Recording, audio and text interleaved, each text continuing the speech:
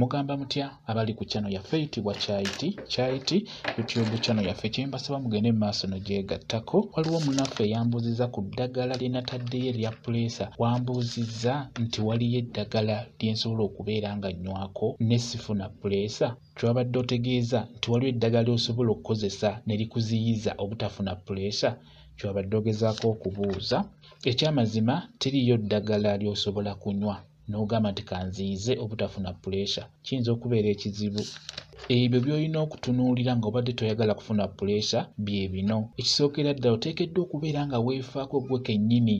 Beera nga weefaako mu mbeera eza bulijjo. Ebiseera ebisinga puleesa eno erumba nnyo abantu ababeera bateefaako. Naye singa obeera okola exercise buli kaseera, kwegamba nga tokkiriza mubiri gwo kubeera nga gugejja, ekyamazima kijja kuba kizibu okufuna puleesa. Ekyo nkikubuulira. Buli woofuna omubiri ogwo oguzza obuzzi, kiba kyangu okufuna endwadde bwe ziti ezo eza puleesa. N'olwekyo beera ng'olwanyisa omugejjo, tojja kufuna puleesa. N'ekirala olina okweggyako ebirowoozo. Beera nga weggyako ebirowoozo ebyo eby'amaanyi, tojja kufuna ndwadde ezo eza puleesa. Ekirala eby'amasavu olina okubeera ng'obyegendereza. Butto oyo si mulungi naddala kasita ayitirira mu mubiri. Ebyokulya ebyo eby'okukkuba obwo buntuntu obwo bunkulyankulya obwo nabwo si bulungi kubeera ng'obulya, kuba bye bimu biviirako emibiri gyaffe okubeera nga gifuna endwadde ezo ez'obulabe zitawona, kati nga puleesa, sukaali. Obeera olina okwegendereza okulya ebintuntu ebyo ebya butto nga chipusi,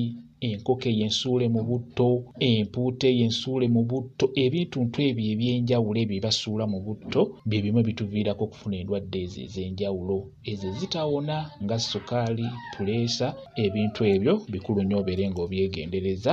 Ekirala, ewaka bw'obeera ofumbye ku bintu eby'amasavu kuba byo tebyewalika, butto oyo okumukendeeza mu mubiri gwo ki ky'olina okukola?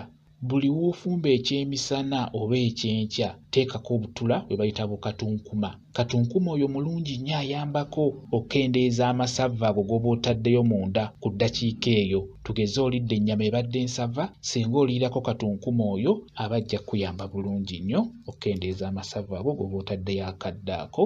Ekikulu kya byonna ng'oyagala okwewala obutafuna puleesa, beera ng'okola dduyiro, kola exercise. Buli w'ofuna omugejjo ogwo ogujja obuzza ogwo, kiba kyangu okufuna puleesa. Ekyo nkikubuulira. Okuggyako n'ekirala, n'ebyo ebiwoomeera ebisusse era nabyo oba olina obbikendeeza. Naddala ebyo ebikolerere, bino ebirinakyo tebirina buzibu. Miyembe, mapaapaali, ebyo tebirina buzibu.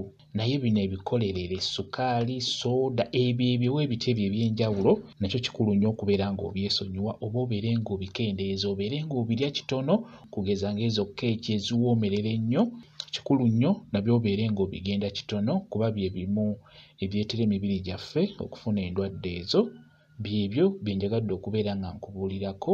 Ndowooza ly'eddagala lye nkubuulidde erijja okukuyambako obutafuna bulwadde obwo bwa puleesa. Bwe kityo bwe kiri. Kambayo WhatsApp namba yange osobola okumbuuza, nja kwongera okukunnyonnyola ku viidiyo eno. WhatsApp namba yange eri 0778734 yeeyo WhatsApp namba yange. Mwebale kubeera ku channel yaffe eyitibwa Kyaiti YouTube channel yaffe. Kyembasaba mugende mu maaso n'ogyegattako mubeere bulungi. Mweraba.